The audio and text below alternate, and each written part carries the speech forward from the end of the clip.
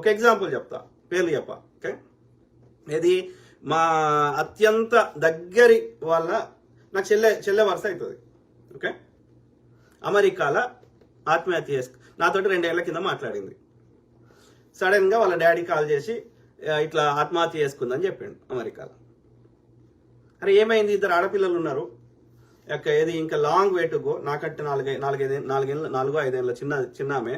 So ఏం సమస్య లేవు, ఎందుకు చేసుకున్నది, డిప్రెషన్ వచ్చింది చేసుకున్నది, డిప్రెషన్లో పోయింది. ఆ ఇండియాకి పోతే సైకియాట్రిస్ట్ మందులు ఇప్పించారు, ఆయనతో ఆమె డిప్రెషన్లోకి పోయింది. అమెరికాకి వచ్చినాక పిల్లలు స్కూల్కి పంపించింది, ఆ తర్వాత ఆత్మహత్య చేసుకుంది. ఇది నమ్మడానికి మంచిగా అనిపిస్తుంది. ఓకే, సో నేనేం చేసిన, అక్కడ వేరే సిటీకి పోయి ఆమె చనిపోయిన దగ్గరికి పోయి అక్కడ మొత్తం ఆ క్రిమేషన్ దగ్గర ఉండి, తర్వాత అక్కడ నియర్ బై పోలీస్ స్టేషన్లో కేసు అవుతుంది కదా, ఆ పోలీస్ స్టేషన్ పోయి కనుక్కున్నా. వాళ్ళు కూడా మేము ఇంకా ఇన్వెస్టిగేషన్ చేస్తున్నాం, ఏది ఇంకా మాకు ఇన్ఫర్మేషన్ రాలే, వచ్చినప్పుడు చెప్తాం అన్నారు. ఓకే, అయిపోయింది. సో అంటే దొరకకుండా చేస్తారు. అయితే నేను మరి ఇప్పుడు ఒకటి ఏంటంటే, నిజంగా కత్తి తీసుకొని పొడిచి చంపితే అది హత్య అవుతుంది, అందరికి తెలిసిపోతుంది. అట్లా కాకుండా అది యాక్సిడెంట్ రూపంలో చేసినా, లేకపోతే ఎడార్లో తీసుకుపోయి వదిలేసి వచ్చినా, దాన్ని కూడా చంపుడే. నీ అంతా నువ్వు ఆత్మహత్య చేసుకున్నట్టు పరిస్థితులు క్రియేట్ చేసినా, అది కూడా చంపుడే. అయితే ఆ ఫస్ట్ ఇన్సిడెంట్ కింద పోలీసులు పోయినప్పుడు ఏం చేస్తారు, ఫస్ట్ శవాన్ని టచ్ చేసే ముందు ఆ వీడియోలు కెమెరాలు తీసుకుంటారు. ఓకే, తీసుకొని ఆమె సంబంధించిన ఫోను అవన్నీ తీసుకుంటారు. ఓకే, తీసుకున్న తర్వాత సో ఒక 3 months తర్వాత వాళ్ళు ఏది నో ఫౌల్ ప్లే అంటే అందులో ఎలాంటి ఇట్లా జరగలేదు, ఆమంతటా ఆమె సూసైడ్ చేసుకుందని పోలీసు రిపోర్ట్ ఇచ్చింది అని పోలీసు నాకు నేను క్వశ్చన్ అడిగితే ఆన్సర్ చెప్పిండు. అయితే నేనేం అడిగినా, పోలీస్ ఆయనకి మరి నాకు ఫోన్ కాల్ డేటా కావాలి, అట్లనే నాకు ఈ యొక్క ఏమంటారు ఆమె చనిపోయినప్పుడు ఎట్లా ఊరేసుకుంది అవన్నీ ఫోటోలు కావాలని అడిగినా, వీడియో కానీ ఫోటోలు కానీ.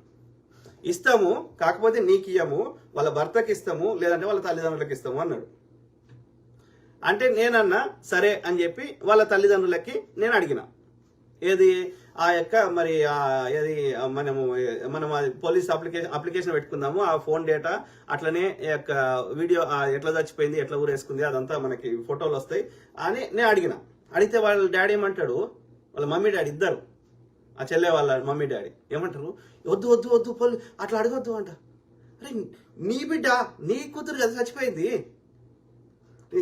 అది తెలుసుకుంటే మంచిది కదా, ఇంకేమైనా తప్పు జరిగిందా, ఇక్కడ ఇన్వెస్టిగేషన్ తప్పు జరిగిందా, మనం ఏమి ఎవరినేమి అంటలేం కదా, డేటానే అడుగుతున్నాం కదా, వద్దు అంటున్నారు.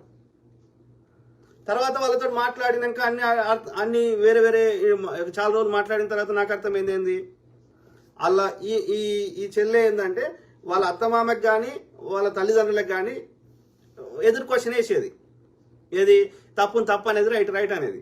అది వాళ్ళ ఈగోకి హర్ట్ అయింది. హర్ట్ అయ్యి పిచ్చి మందులు ఇప్పించి ఇక ఆమంతటా ఆమె చచ్చిపోయేటట్టు చేసిర్రు. ఆ కాల్ డేటా వస్తే వీళ్ళ ఇంకేమైనా సీక్రెట్లు బయటపడితేనే వీళ్ళకి భయం. మరి సొంత కన్న తల్లిదండ్రులు చేస్తారా అట్లా? మీరే చెప్పండి, చేస్తారనేదే ఇక్కడ వాస్తవం బయటపడుతుంది కదా, వాళ్ళ ఈగో హర్ట్ అవుతుంది కదా. ఇప్పుడు నా విషయంలో కూడా నేను కూడా అట్లే మాట్లాడితే లేకపోతే ఆస్తులు కావాలని ఉంటుంది, చెల్లెళ్ళకి, అక్కలకి, అన్నలకి, తమ్ముళ్ళకి, మన తోడ పుట్టిన వాళ్ళకి మొత్తం వాటా నాకే కావాలని ఉంటుంది. ఉన్నప్పుడు ఏమవుతుంది, ఇన్ని చంపేస్తే నాకు మొత్తం వస్తుంది కదా అన్న ఆలోచన ఉంటుంది కదా. నేను అడిగిన అట్లా చంపుతావా అంటే వాళ్ళు ఒప్పుకుంటారా? కానీ మన 6th సెన్స్ ఒకటి చెప్తుంటుంది కదా, వాళ్ళు ఎట్లా మాట్లాడుతున్నారు, ఏం చేస్తున్నారు, ఇండియాకి వస్తే ఎట్లా పిచ్చి మందులు ఎందుకు ఎట్లా ఇప్పిస్తారు ఎవరెవరికి. అసలు పిచ్చి మందులు అనేవి ఉంటాయి ఆ భూమి మీద, మీరు చెప్పండి. ఈ బ్రెయిన్ అనేది 2 బిలియన్ న్యూరాన్స్ ఉంటాయి. ఆ న్యూరాన్స్ నెట్వర్క్ ఏర్పడతాయి, ఒక దారి లెక్క, కరెంటు తీగల లెక్క కనెక్షన్స్ ఉంటాయి. అంటే ఒక దారి ఏర్పడుతుంది. ఆ దారి ఏర్పడేదాన్ని ఎట్లా ఏర్పడుతుంది, ఆ దారి పుట్టినప్పుడు ఒక ప్లేన్ పేపర్ లాగా ఉంటుంది, తెల్ల కాగితం లాగా. ఆ తెల్ల కాగితం మీద రోడ్ వేసినట్టు. ఓకే, సో ఆ రోడ్ ఎట్లా వేస్తావు, నీ ఆలోచనల ద్వారా వేస్తావు. ఆ రోడ్డు తీసేసి కొత్త రోడ్డు వేయాలంటే కొత్త ఆలోచన చెప్పాలంటే ముచ్చట చెప్పాలి. కానీ మనం ఏం చేస్తాం, మందులు ఇస్తే ఏం చేస్తుంది, అయితే పండ పెడుతుంది, లేకపోతే most of the psychiatric medicine పండ పెడుతుంది, బ్రెయిన్ యాక్టివిటీని తగ్గిస్తుంది, గంతే. ఓకే, అర్థమైందా? సో మందు ఎట్లా పనిచేస్తుంది? డ్రగ్ ఉన్నది. ఇప్పుడు మైండ్ ఆల్టరింగ్ డ్రగ్స్ కానీ, ఆల్కహాల్ కానీ, కెఫీన్ కానీ, ఇవన్నీ ఏది బ్రెయిన్ యాక్టివిటీని పెంచడం వేస్తుంది, తగ్గిన తగ్గిస్తుంది. Most of the psychiatric medicine brain యాక్టివిటీని తగ్గిస్తుంది అంతవరకే. అంటే పండ పెడుతుంది, బేసికల్గా పండ పెడుతుంది. మందు అయినా ఆల్కహాల్ అయినా పండ పెడుతుంది, గంతే. అంతకు మించి నీ కొత్త పాత వేయాలంటే కొత్త ముచ్చట చెప్పాలి. అందుకే చిన్నపిల్లల ముందు ఏ ముచ్చట పెడితే ఆ ముచ్చట చెప్పొద్దు అంటారు. ఎందుకని? వాళ్ళ బ్రెయిన్ చెడిపోతుంది. ఒక దారి తీసి కొత్త దారి వేయడం అంత ఈజీ కాదు. అందుకే most of the brain surgeries పనిచేయవు. అర్థమైందా?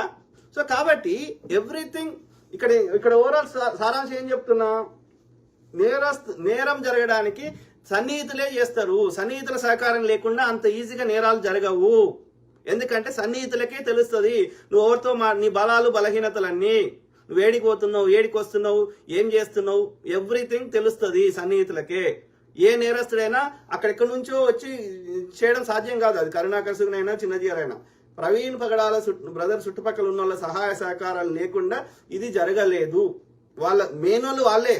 ఎవరు కరుణాకర్ సుగుణ, వీళ్ళు కిందికి స్థాయిలు, వాళ్ళ పైన ఉన్న వాళ్ళు మాస్టర్ మైండ్లు. ఎస్, భూపతి రాజు, ఇది చిన్నజీయరు, రాధా మనోహరు, అమిత్ షా ఏంది? అమిత్ షా ఇన్వాల్వ్ కాలే, ఆయన కేవలం రక్షిస్తాడు అంతే. కోర్టులని సిస్టంలని వీళ్ళకి శిక్షలు పడకుండా కాపాడుతాడు అంతే. ద బ్రెయిన్ మెయిన్ ఎవడు? వీళ్ళు కింది స్థాయిలో రిక్వెస్ట్ చేసుకుంటారు చిన్నజీఆర్కి. చిన్నజీఆర్ డిసైడ్ చేస్తే మన అవుతుంది, చిన్నజీఆర్ వద్దంటే కాదు. సో అంటే ఇక్కడ డెసిషన్ మేకింగ్ మాత్రం చిన్నజీఆరే, ఇది సంపాలన వద్దా అనేది. ఓకే, ఇక మిగతా వాళ్ళంతా సహాయ సహకారాలు. ఈ కింది వాళ్ళ కింద ఉన్న చెత్త గ్యాంగ్ కానీ, ఆ పైన ఉన్న ఆయన రక్షించడం కానీ. ఓకే, సో వీళ్ళందరూ కలిసినా కాదు, అది సాధ్యం కాదు. ప్రవీణ్ బ్రదర్ చుట్టూ ఉన్న సహాయ సహకారం లేకపోతే వీళ్ళందరూ అనుకున్నా సాధ్యం కాదు. ఈయన ఏడికి పోతున్నాడు, ఏడికి వస్తుండు, వాళ్ళకి ఎట్లా తెలుస్తుంది? ప్రవీణ్ బ్రదర్కి ఈ ఊరికి రప్పియాలని ఎట్లా తెలుస్తుంది చిన్నజీఆర్కి?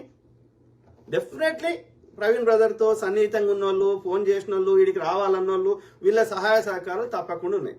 అది బ్లెస్సీ వెస్లీ గారా ఇంకోరా అనేది ఇప్పుడు తేలాలి. ఓకే, సో ఆ క్రమంలో నాకు వచ్చిన information I have every right to share. నేను షేర్ చేస్తే అది అందులో ఏమన్నా అందులో కరెక్ట్ ఉంటే తీసుకోండి, లేకపోతే చెత్త బుట్టలో వారేమని నేను ఆ ముందే చెప్పిన.